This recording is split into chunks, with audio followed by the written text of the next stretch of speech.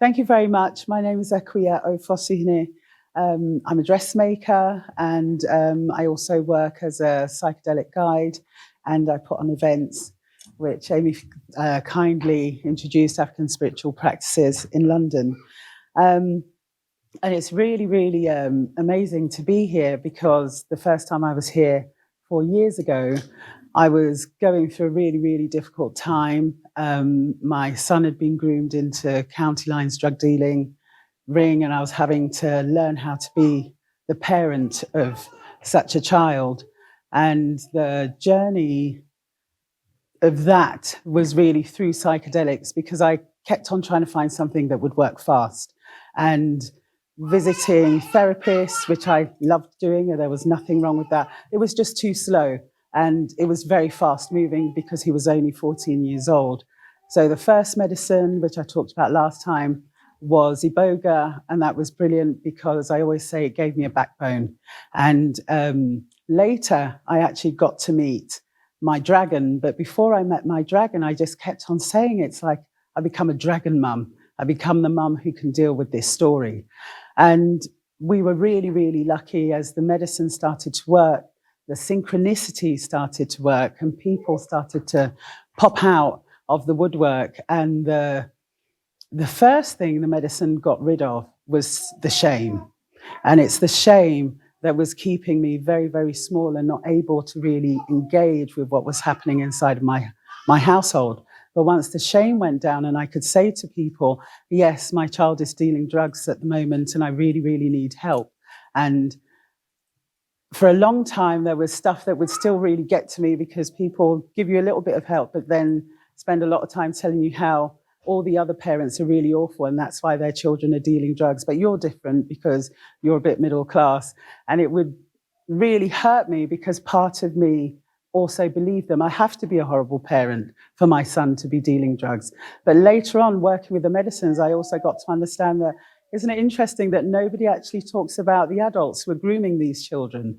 You know, it's almost like the world accepts that it's all right that there are people out there looking for small children to put into crack houses to sell drugs to adults and people who are actually in pain. And as I worked with the medicines, I also started to learn about other modalities that can help. Because what I found was you can't actually be doing a trip every 2 weeks. Well, you could, but I'm not sure if you've got long enough to integrate and change your mind over things. So I started learning other modalities. The biggest one that was really effective was tapping. And I found one called Faster EFT. It's now called Eutaptics, because when I was learning the normal tapping, it was great, but I found it slow. So I actually put in a faster mode of tapping and I found Eutaptics and it was brilliant. And I could, every time I was triggered, I could just sit there in my sitting room and just start tapping on whatever the situation was. And what I found was at the end of tapping would be an answer to whatever it was that I was worried about, upset about, the next place that I needed to go to. And in that story, I started to really also, for the first time properly, be confronted by my view of racism, the stuff that was happening in the world, because I'd run away from England. I planned to run away as soon as I realized I was pregnant with a boy. And I just thought, right, we need to leave. I'm going to bring up my son in Africa. And maybe if the writer Anthony Peake is right and we live our lives again and again, and I think he is right, maybe there was a part of me that knew I'd lived this story before. So as soon as I realized I was pregnant, the need to leave was so strong in me. It was really weird. And then maybe we had to do this thing again. I was brought back to the UK. So I was having to deal with this thing of my son turning into what I'd always been afraid of. A black child who's now become that stereotypical image of the black boy on the corner somewhere. And it was so heartbreaking because as a parent, I thought I'd done everything. He knew his history. He traveled across Africa by land. He spoke the language.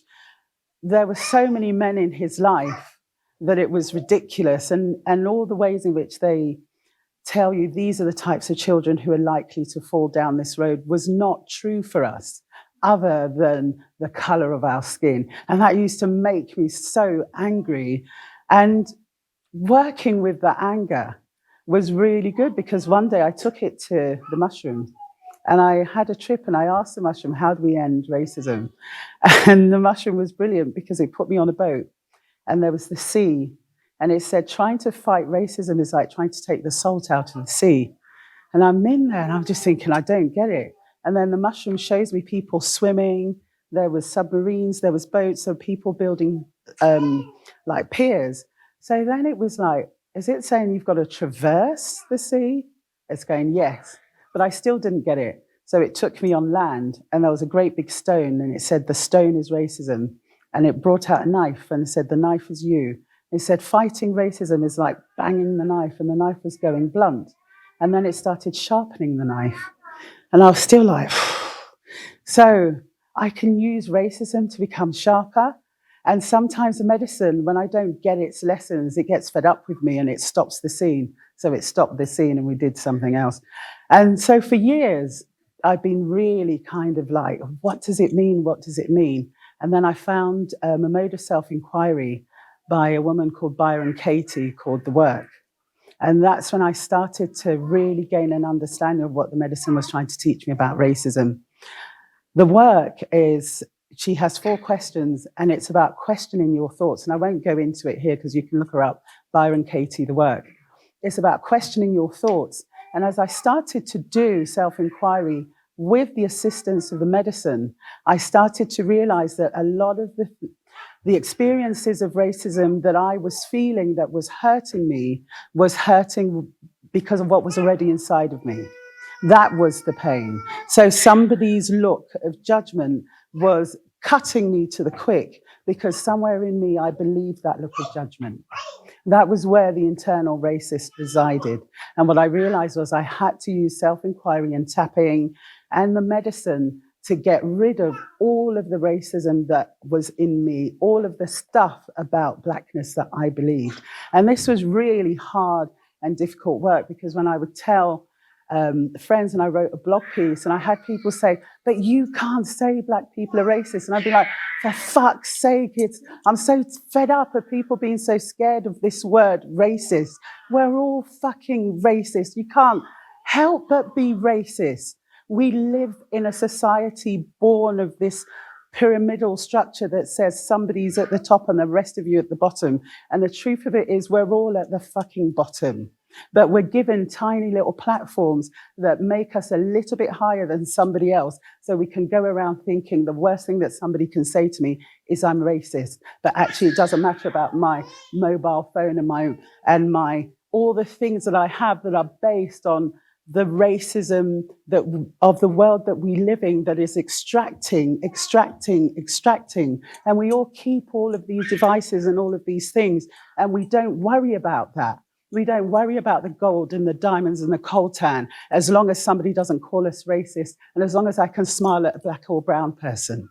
And I get very passionate about it.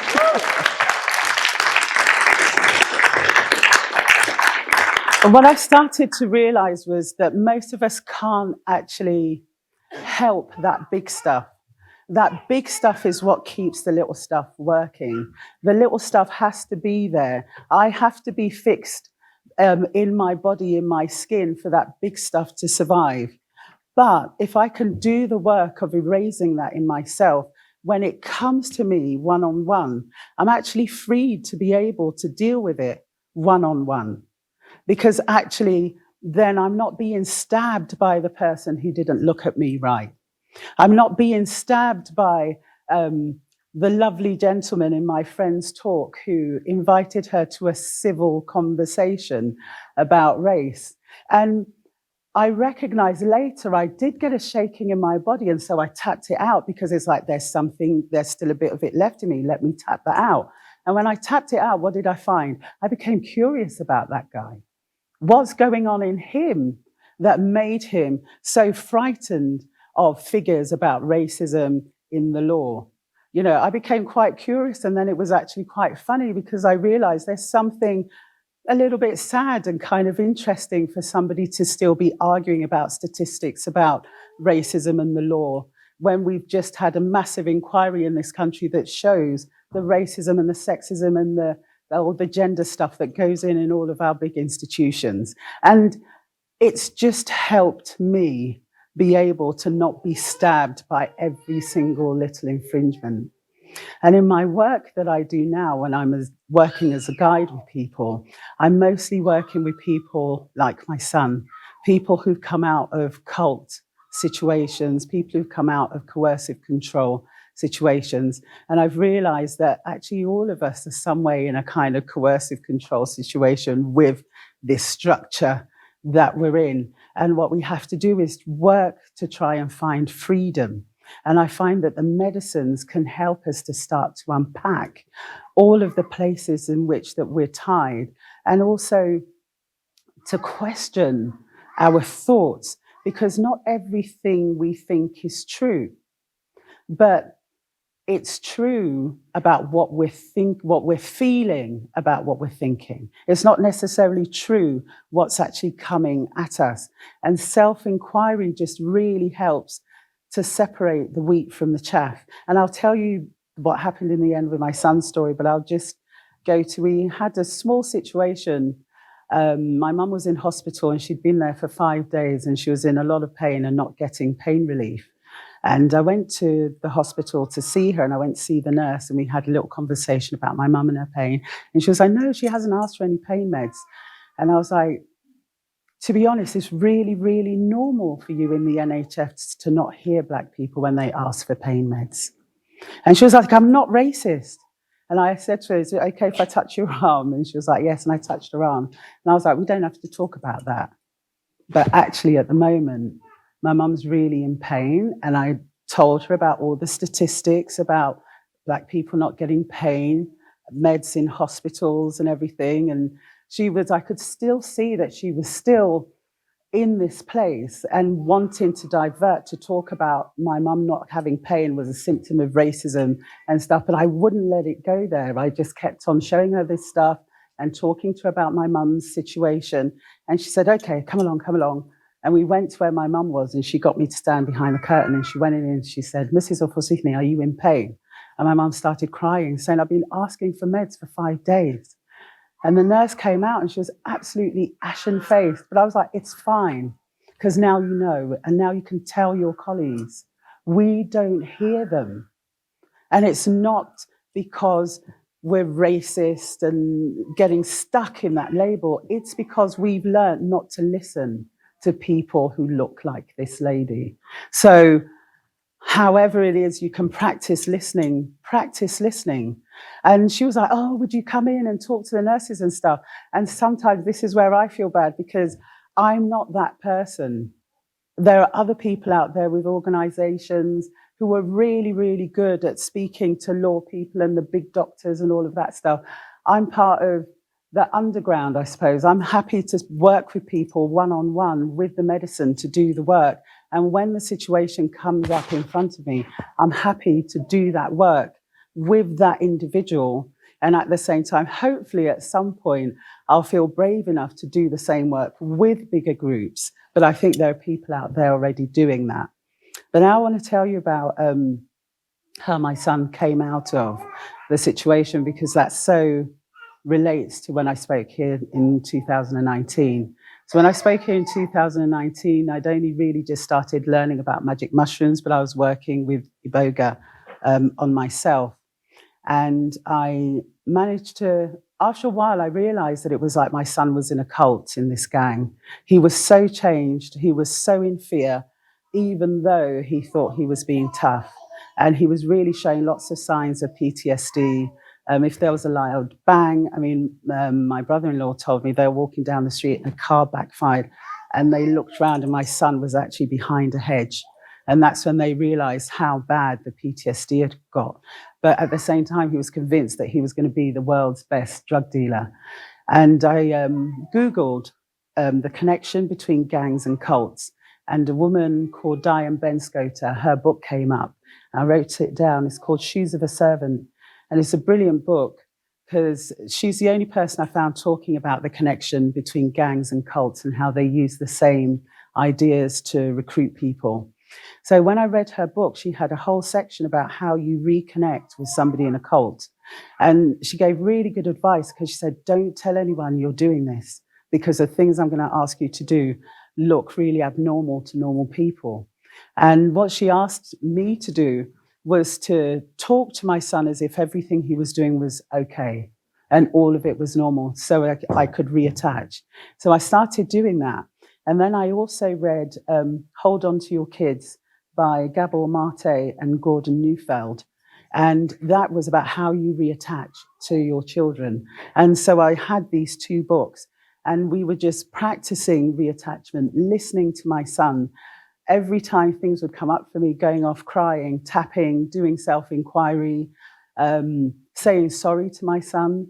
One of the things that my son told me, which was really, really heartbreaking, I was telling the guys last night, was I was moving to Ghana and my son's father died 3 months before we moved to Ghana. All my stuff was on the ship on its way to Ghana when he died. We were actually supposed to be traveling on the Sunday. He died on the Saturday. But I'd rented out my flat, I'd rented a house, you know, everything was sorted. So 3 months after the funeral, we left. And life in Ghana was good. He went to private school. I had my business. Everything seemed really good. But when we were going through all of this, my son actually said to me, he was like, you know, I hate you for what you did to me when I was 8. I was like, oh, what did I do to you? And he was like, I lost my father and you took me from everything that I knew. And you took me to a new country. My son is mixed race. And she was like, and I had to be the white boy in the school at that point. And I was just, thank goodness I'd read these books. Because for me, that decision to move was so important. But to hear everything from his point of view, I just thought, oh, if only I'd known. But I was so pleased that I knew this was such a big pain in him. And I was able to really say sorry to him and hold back my tears and let his tears come out, because he needed that healing at that time and he didn't need my defensiveness. And when I work with parents now, I always say to them, work towards the moment you get to say sorry to your child, because after that, you haven't lost anything. You've actually gained more. The more times you can say sorry and listen to their tears and hold that, the more they also re-fall in love with you and start to trust you again. And for us, that was one of those moments. But while he was still in the drug dens and we would be having these connections and talking on the phone and me talking to him as if he was out at work and going, did you sell enough today? And him saying yes or no and all of this stuff. But I was hatching a plan the whole time. I knew if I could get him to come and take psychedelics, everything maybe wouldn't be okay, but it would be different, and it was worth it being different. So I managed to get some really good MDMA, and I managed for the first time to get some mushrooms. And I asked a friend about what kind of quantities could really break through things. And I had to do a body test on the MDMA because I couldn't find anyone who could tell me how much MDMA to give him. And so I was waiting for the time, and I was also able to then start having an African spiritual practice. And I was working with a deity called Alegba. He's the god of the crossroads. So he's like the Hindu elephant, Ganesha, yeah. So I would pour libation at the crossroads. I had my first ancestral altar. I had my first deity altar. And I was just on it. I would pray with every shower. I would pray with every bit of food. It was constantly trying to sort of be, I didn't realize it then, that it was some kind of mycelium kind of connection. It was like everything I touched, I knew had a spirit. So everything could be prayed to. For this, open the doors. But I had some caveats. Don't let him be arrested. Don't let him be found with any drugs. Don't let him be found with any money. Please don't let him stab anyone. Don't let anyone stab him. It was all of this stuff. I wanted this thing. And I knew the time was almost right when he started to keep me on the phone, even when his handlers were around. And he would keep me on the phone. So I knew, okay, we're getting connected at that stage.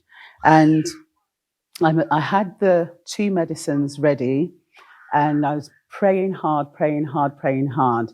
And I was sending him also the research that people are doing, because he's a really, really big reader. They said he was borderline genius when he was like 12 years old. He loves reading. So even though he was cooking up crack and whatever, he would still be reading all of this stuff. And we started to have an agreement. And the agreement was that if he came home and took the medicines and decided that he would still be a drug dealer, I would no longer try and stop him. And that was the agreement. But I knew it would work.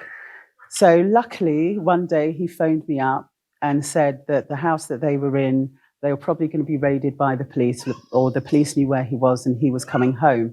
So I was like, when you come home, will you have the medicine? And he agreed. So he came home and we worked with 0.5 gram of MDMA. He didn't know it was MDMA.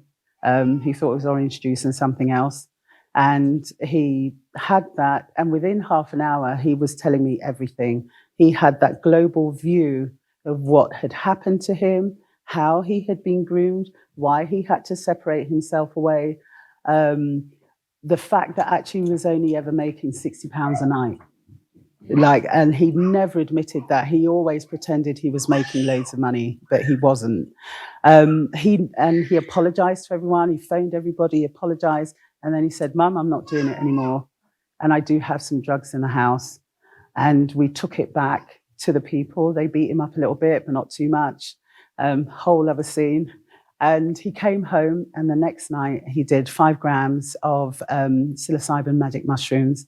And luckily that was the end of that whole gang life, that whole story. But then that opened up the new story, living with the shame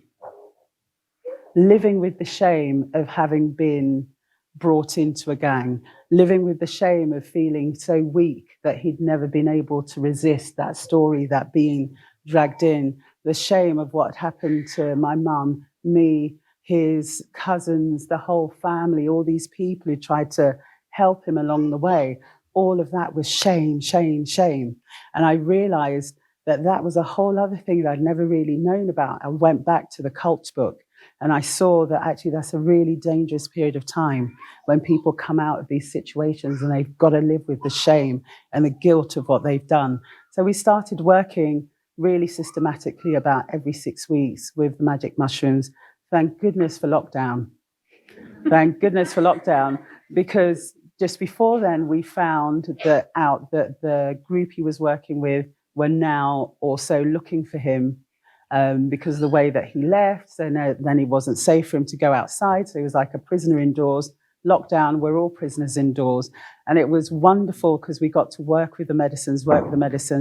And as soon as the borders opened, he turned around to me and said, I want to go to Ghana. So he moved to Ghana on his own to live with family, carried on working with the medicines. It's now been 2 years. He's managed to have ayahuasca in Ghana. His confidence is coming up.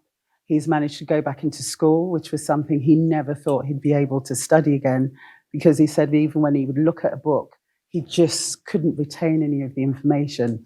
And I think for me, going through this and helping other people coming out of cults and coercive control situations, what I've realized is it's almost easier to come out than it is to stay out. Because living with yourself with so much guilt and shame is really, really, really, really, really hard. And that's where doing the work, Byron Katie's the work, tapping, using the medicines, the self-inquiry, somatic things, feeling, where often me and my son are often talking about kind of like feel your hands, feel your feet, feel your seat. All of those things are just so important. And really, really, I just feel so blessed to have been able to discover this medicine, to discover all the modalities, and to discover a way in which people who feel like they no longer have a voice, because I know that's Black people, brown people, women whoever, if you find yourself in a situation where you don't know who you are and you're tied to something else, that thing can happen to anybody, to any of us, but there is a way back. And I just feel really, really honored that life gave me this situation to be able to find a route and a road out of it. And I'm really blessed to be able to share it with you all today. Thank you very much.